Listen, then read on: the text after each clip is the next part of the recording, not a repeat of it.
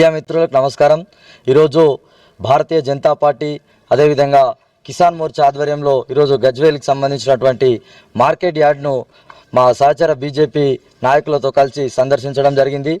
ఏదైతే ఈ రాష్ట్ర ప్రభుత్వం అనేక ఎన్నికల ముందు అనేక హామీలు బూటకు హామీలు రైతులను మోసగించే హామీలతో గద్దెనెక్కిన ఈ కాంగ్రెస్ సర్కార్ రేవంత్ సర్కార్ ఈరోజు రైతుల విషయంలో నిమ్మకు నీరెత్తినట్టు ఇంతకుముందు మా సోదరుడు ఏగొండ గారు చెప్పినట్టు అదే విధంగా ఉంది, మొద్దు నిద్ర వహిస్తుంది అనేది నిజము।